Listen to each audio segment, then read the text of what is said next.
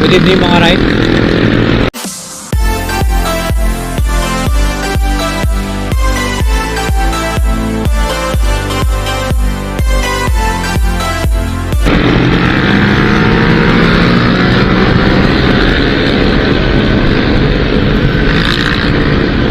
Happy sa 39 March 4, 2026 mga ride. Ay, not April 4, 2026 mga ride. So it's a Black Saturday.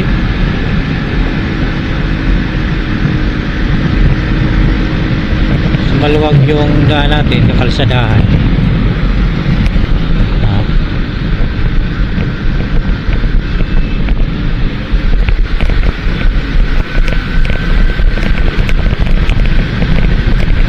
So sana ganito lagi yung araw, walang ka-traffic, may mga sasakyan ganun ng karami. Kasi pag Lunes na, balik na naman yan sa traffic talaga. So itong lugar na ito, napakalaking kinain dahil nga ito sa subway mga karide. Itong subway na ito, noon pa ito ng project ng dating Pangulong Rodrigo Duterte. Tapos pinagpatuloy lang niya Pangulong Bongbong Marcos. So tayo po yung huli na, sapagkat marami ng mga bansa ang hindi ako nagkakamali ay may mga ganito ng klaseng proyekto, ganito ng klaseng kalsada. Ito ang subway kung saan nasa ilalim po ng lupa dadaan. So dito sa atin, lalo sa bansa natin na talagang bahain, no, mabilis lang o madali lang lumalim o tumaas yung tubig pagdating ng malakas na ulan mga karide. So siguro naman may mga pamamaraan, no, may mga solusyon na bago pa man ginawa ang proyekto na ito, may solusyon na sa baha. Kasi yung bansa natin talagang dating ng mga bare months, so pagkatapos ng summer mga karide, pagtungtong ng June, July, doon na mag-umpisa yung ulan, malakas na ulan talaga, as in malakas. Tapos sunod-sunod na yung mga bagyo. Yung ulan na yan ay na siyang magiging dahilan ng pagbaha, maglalim na ba, pagbaha talagang baha, malalim na baha. So yung subway, since na nasa ilalim po ng lupa, nasa lupa po, parang underground road, parang kalsadang nasa underground mga karide. So bago pa naman siguro ginawa ang proyekto na ito, may solusyon na sa baha, diba? Kasi may mga bansa na, kakalam ko yung China matagal nang may subway. So ang subway din ay katulad ng LRT, MRT, na kung saan makakatulong sa ating mga commuter mga karide, no? Ating mga kababayan na nagpo-commute araw-araw dahil iwas traffic, no? Katulad ng LRT sa MRT mga karide. So siguro may mga solusyon naman na inihanda bago gawin ng sarado. Sarado, may inaayos kasi dyan siguro. Ito na tayo, wala naman traffic So bago pa ginawa ang proyekto niyan, malamang siguro may solusyon na sa baha. Napakagandang proyekto na ito, na kung saan marami ng mga bansa ang gumagawa nito, including China mga karide, no? So ito ay katulad ng LRT, MRT na talagang makakatulong doon sa ating mga kababayang commuter na makauwi ng maaga sa kanilang mga pupuntahan, kanilang mga tahanan mga karide. Compare kasi sa carousel, yung carousel kasi mahaba, matagal pa yung pila nila So mag-aantay pa sila ng mga customer sa bawat tawag nito, bundok pala yan sa gilid, sa bawat stasyon, no? Sa bawat stasyon na kanilang bababaan, mag-aantay pa sila ng mga pasahero So hindi katulad ng MRT, LRT mga ka-ride, minutes lang, no? Minutes o segundo lang ata yung kanilang aantayin, makababa lang, makasakay lang yung mga customer mga ka-ride, no?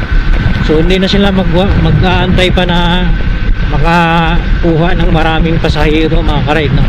Hindi katulad sa carousel, talagang mag-aantay sila ng mga ilang minuto, no?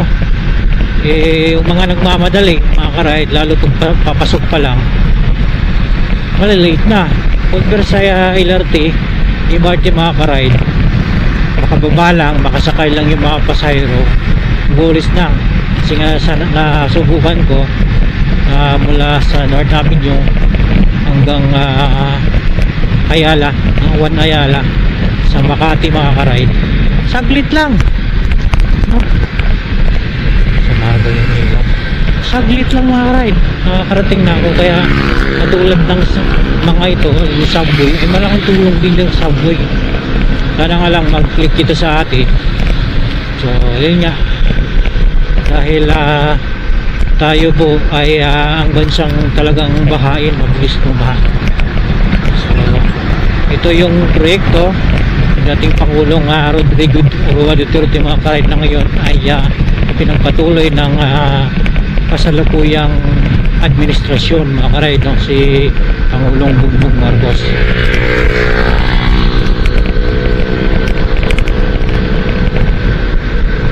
Kung hindi rin ako nagkakamali, ganun din yung PNR mga ka-ride, no? PNR din, malaking tulong din ito. Parang si LRT, MRT din ito, malaking tulong din ito sa ating mga commuter. At nung sinarado nga itong PNR mga ka-ride dahil renovation, so maraming naapektuhan na biyahe sa araw-araw. Kasi nga, isipin mo, pag pupunta sila ng Tutuban, pupunta sila ng Alabang, mabilis lang sila makakarating dahil sa ano nga, no? Dahil sa PNR mga ka-ride. Dito na lang tayo, alanganin na magkanan. Okay naman dito, alanganin na magkanan dun eh. Sana matapos, kasi pag alam ko 2029 matatapos itong PNR. So ibig sabihin ibang pangulo na, kasi si Pangulong Bongbong Marcos hanggang 2028 lang siya, no? So malaking tulong ito sa ating mga kapwa commuter mga ka-ride, na araw-araw po ay nakipagsiksikan, makapasok lang sa kanilang mga trabaho. So malaking tulong itong apat na ito, lalo pag nagbubukas na ito si subway mga ka-ride, no? Kaya na ngayon, no, hindi natin alam kung hanggang kailan pa itong giyera sa Middle East. Although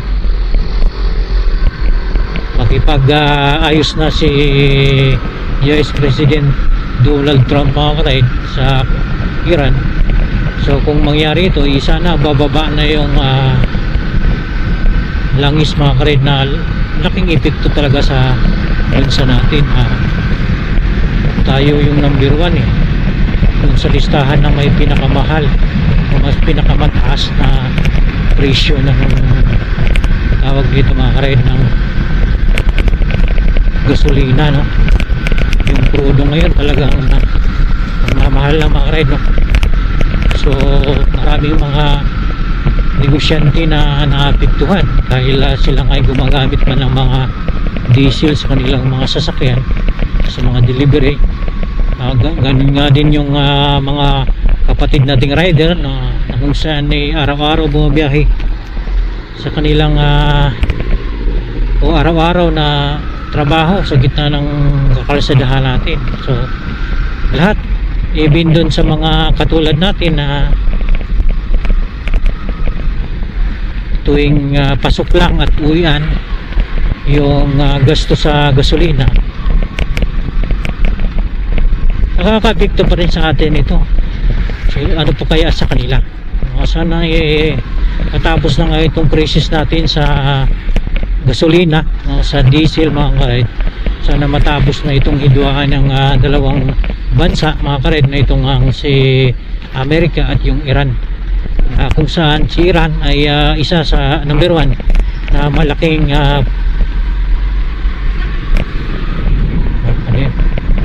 nag-sustain ng ating mga crude, mga petrolyo, yung ating gasolina at diesel mga kared. Isa ito, Iran, no? Mga malaking company ng crude oil mga kared, na halos lahat ng bansa ay sinusustain. Sino ang tawag nito?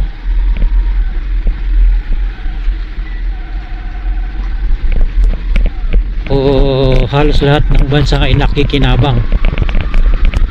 Araw na tayo mga kared, no? Umaasa lang tayo sa kanila.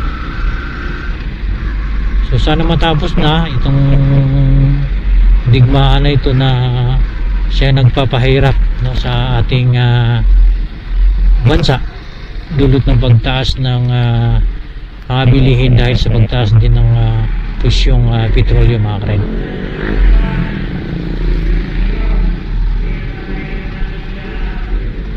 Ano yun? Sabungan natin yun eh. Cockpit nga, diba? Sabungan.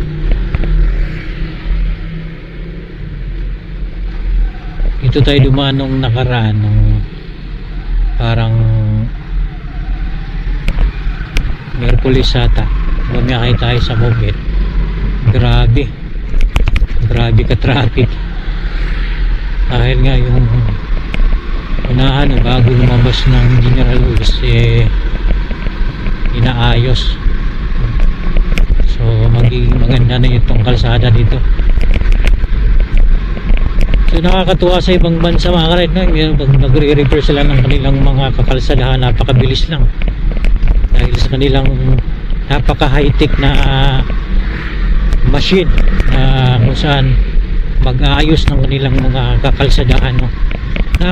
Napakabilis lang dahil sa high-tech nga ito. Sana magkaroon din ng Pilipinas ng ganitong kasing high-tech mga kared, para yung mga renovation ng mga kalsada mabilis na matapos mga kared, no? Hindi naabutan ng siyam-siyam pa, naabutan pa ng bagong presidente, hindi pa natapos yung proyekto dahil na siyempre wala naman tayong kagamitan na katulad na sa ibang bansa na napakabilis lang, pag sisiw lang.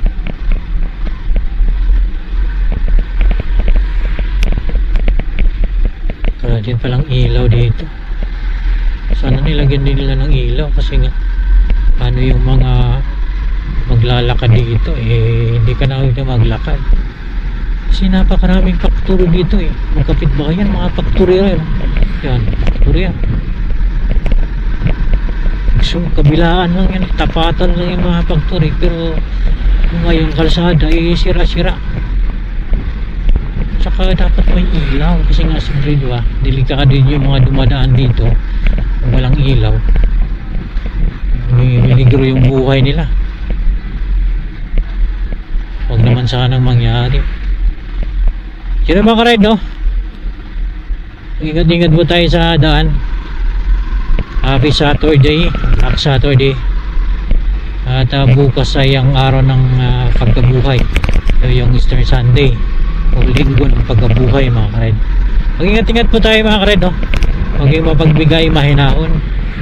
Yan pinakamahalaga sa lahat upang maiwasan yung away sa gitna ng biyahe natin mga ka-ride, no? Sa gitna ng ating biyahe, sa gitna ng ating kakalsadahan ng Panginoon, sa gitna ng ating kakalsadahan upang maiwasan yung palagang dahilan ng pag-aaway-aaway. Muli mga ka-ride, good rider on the road.